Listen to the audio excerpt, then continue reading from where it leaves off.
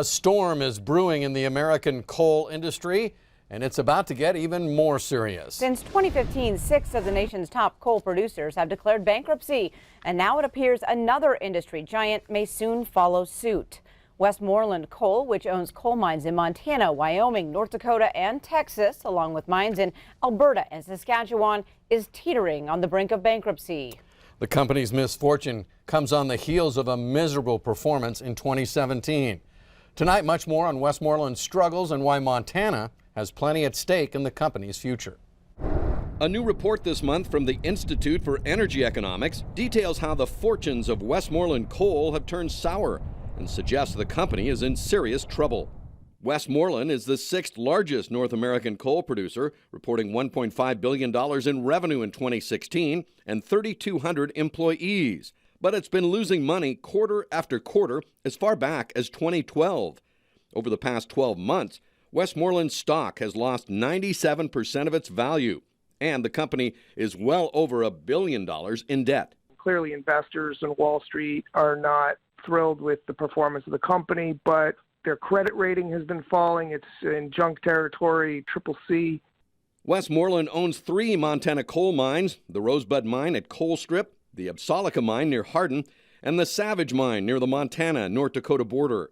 Energy data analyst Seth Feaster, who authored the report, says the company's struggles are the result of a wholesale shift in America's energy scene. All across this country, a lot of utilities, based on the demands of their customers and the costs inherent in coal-fired power, are moving away from coal. And one of the biggest problems for coal is cheap natural gas. That's really, there's a lot of talk about regulation being the problem, but really cheap natural gas from fracking is what's doing in coal right now. In spite of its troubles, Westmoreland wants to expand its Rosebud Mine near Coal Strip. Just before Christmas, in fact, Interior Secretary Ryan Zinke's office announced approval of the mine's 60-ton expansion, only to backtrack a day later, saying that announcement was an error.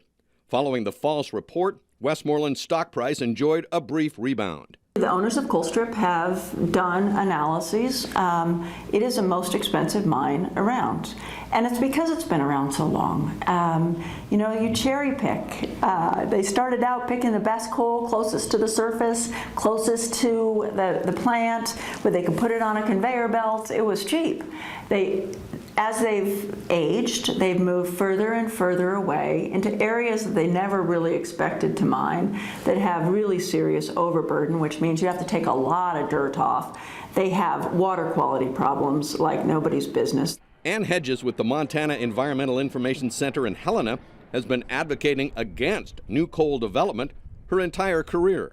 Are we going to let a company that is trading at 60 cents a share have a giant expansion of a mine to feed a plant that you know the owners are not going to be there in 10, 15 years? And they're talking about a mine expansion that's going to take them out into the late 2040s. Who's going to pay for that? It's going to be the customers of these utilities who are paying for that. And I don't want to pay for something that I'm not going to use. I don't think anybody wants to pay for something they're not going to use. And I certainly don't want to have to pay to clean up something that I never used. And that's where we're headed. Numerous attempts to contact Westmoreland for comment regarding the story went unanswered. And perhaps that's because the company is under new leadership.